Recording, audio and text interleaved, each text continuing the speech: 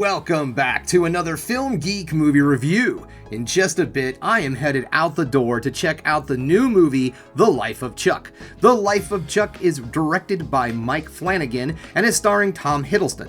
It tells the story of a man named Chuck and the three different chapters of his life: childhood, adolescent, and adulthood.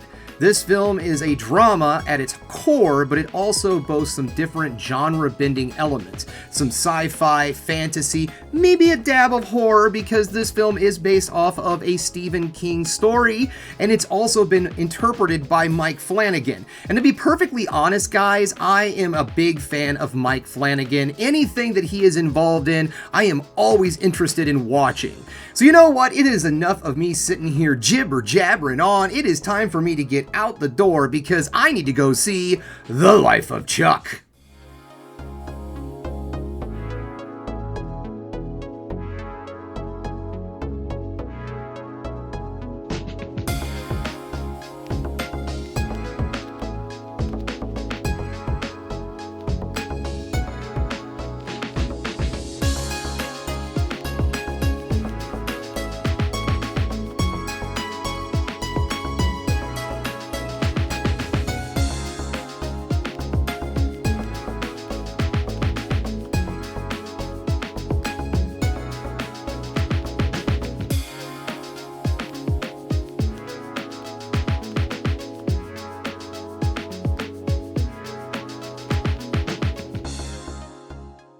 Welcome back, just getting home from The Life of Chuck, and guys, I thought this movie was amazing. I thought this was an absolutely beautifully made film. So let's get this started, shall we? Now, normally I do negatives and positives, but in this incident, I do not have anything really negative to say about this movie. But there are some things in this that I think some moviegoers are not going to enjoy or maybe find frustrating. So let's just start the first part off with mixed, and then we're going to move into the positives to end the video on the ever so important high note. The first thing I want to talk about is just how this film is structured. Now, in the intro, I said that this movie is told in three different chapters of this man's life: adolescent, adulthood, childhood, and so on.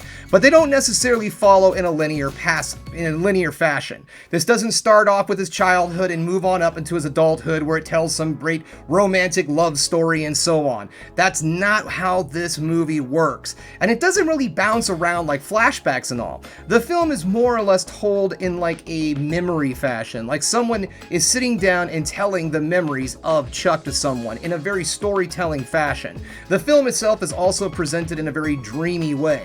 Now, I was right, it is told in three different chapters, but they do not tell Chuck's life in a straight line.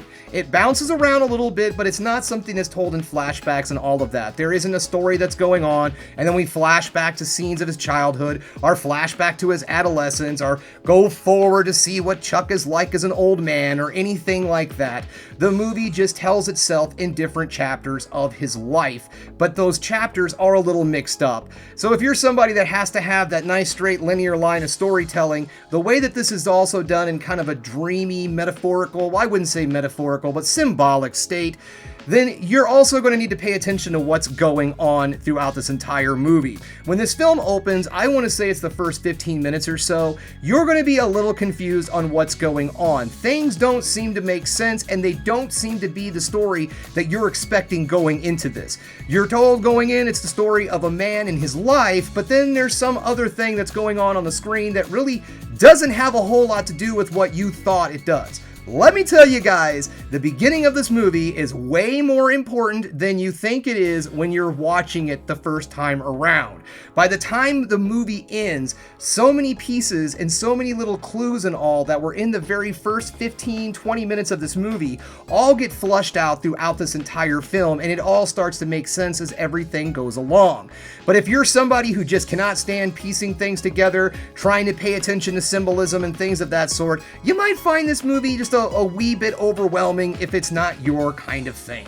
So let's move into the positive, shall we? The first thing I want to talk about is the performances, because in a drama such as this, the acting is one of the most important thing, and Tom Hiddleston does an outstanding job in this movie. He has so many different elements that he has to bring to this character, and he does an outstanding job. Not only does he have to have great acting skills, but he also has to do some pretty cool dance moves in this movie also.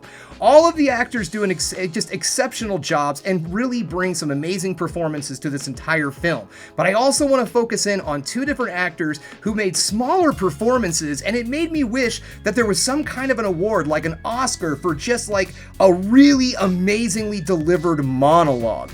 Because if there was, there are two actors in this film that would be winning that award. One is Matthew Lillard. He has a small little, I wouldn't call it cameo, because it was an extremely well-delivered monologue.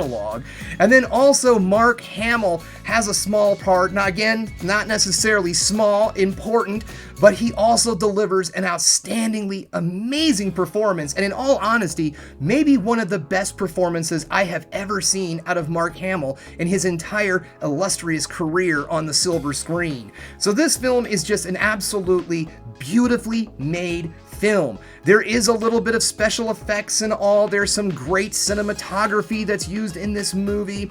There's really great angles, excellent shots. Mike Flanagan is just an absolute master of storytelling, and that's just something I had to say, because it just seems like everything I see this man do, he just progressively gets better with every one of his films. Now, if you're going into this movie and you hear the name Stephen King and you're expecting some scares, now there might be some supernatural elements that are tossed into this movie, but I wouldn't necessarily say that there is any horror elements whatsoever. This is a very emotional, heart kind of driven film with a theme that talks about how we aren't just ourselves. We are all of the pieces, the experiences, and all of the people that come together that kind of form who we are at our core. All of our memories and everything that we are connected to all of these other people that come into our lives as time goes on. And I really, really enjoyed the theme of this film. Also, when you go into this movie, might not be a bad idea to kind of brush up on your Walt Whitman a little bit. So in all honesty, guys, I would have to say that this is an extremely solid, get out there, see this movie in theaters, because it is just a great experience to see such a well-made film up on the screen that takes you in such an emotional roller coaster ride. And I will be completely honest with you guys. Now, if you follow the channel, then some of you may know that I lost my mother here recently. And just not even a few weeks ago, I think it was maybe 2 weeks ago.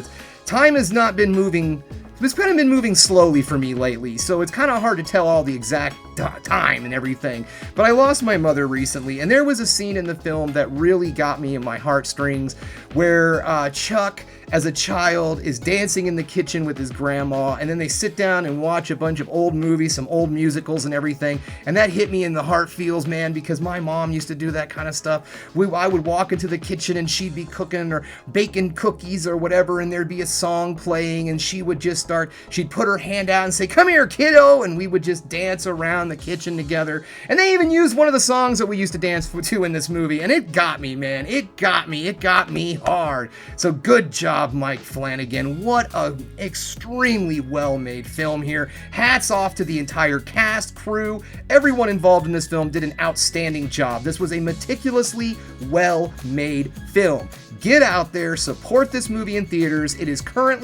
It should be everywhere right now. I don't know if it's a big release throughout the nation or not. If it's in your area, check this one out. If it's not in your area, you can't see this movie in theaters, definitely watch this movie when it comes on streaming. It is definitely worth your time. Well, okay, guys, that's all I have for you today. Thanks again for checking out the Film Geek. If you liked what you saw here today, go ahead and subscribe to the channel, ring that bell for notifications, and give me the old thumbs up so I know you like what you're seeing. And if there's one more thing you can do, folks, that is keep watching movies. You know I'm gonna.